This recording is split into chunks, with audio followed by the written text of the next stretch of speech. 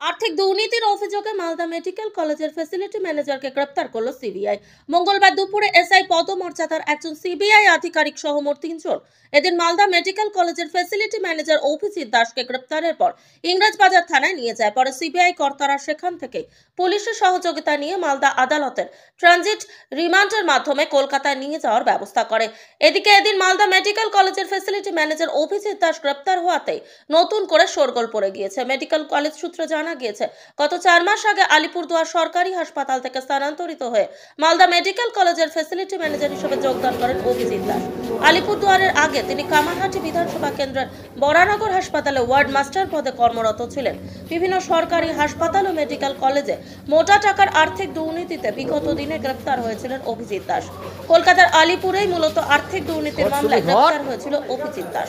পরবর্তীতে জামিন পেলেও মামলা চলতে থাকে। এরপর অভিজিৎ দাসের বিরুদ্ধে একাধিকবার আদালতে হাজিরা না হওয়া সমন জারি হয়। পরবর্তীতে সিবিআই এর পক্ষ থেকে অভিজিৎ দাসকে গ্রেপ্তার করা হয়েছে। এদিন মালদা মেডিকেল কলেজের ফ্যাসিলিটি ম্যানেজার অভিজিৎ দাস গ্রেপ্তারের ঘটনায় vice principal doctor Prosenjit Kumar বর জানিয়েছেন, একটি পুরনো মামলায় মেডিকেল কলেজের ফ্যাসিলিটি ম্যানেজারকে গ্রেপ্তার করেছে সিবিআই কর্তারা। তিনি 4 মাস আগে মেডিকেল কলেজে যোগদান করেছিলেন। এর আগে তিনি আলিপুরদুয়ার এলাকায় ছিলেন। পেলাম সিবিআই পক্ষ থেকে একজন এসেছিলেন, এএসআই পোস্টের একজন সাব ইন্সপেক্টর কলকাতা থেকে।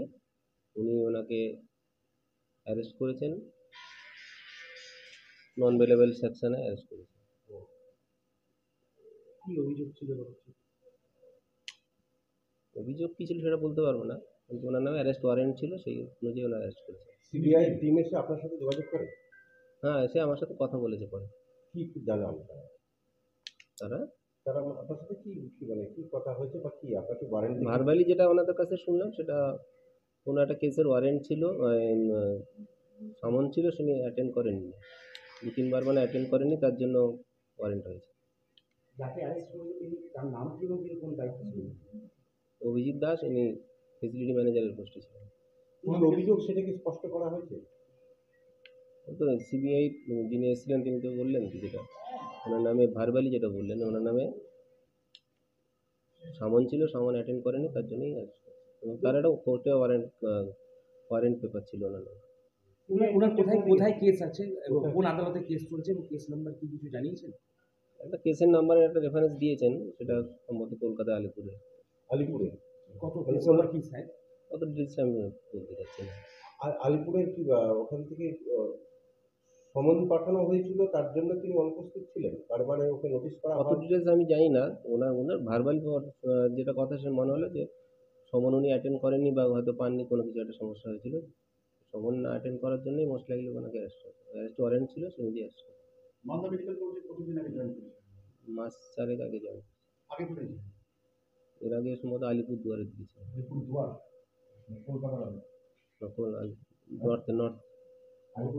কতজনের টিম এসেছিল স্যার?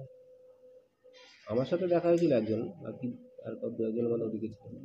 কোনো আর্থিক দুর্নীতি কিছু সেটা জানি না, মেডিকেল কলেজ রিলেটেড কিছু? সেটা বলতে পারবো না। ওনার কি আগেও কোনো এলিগেন্স ছিল? না, আমার কাছে এইটাই প্রথম।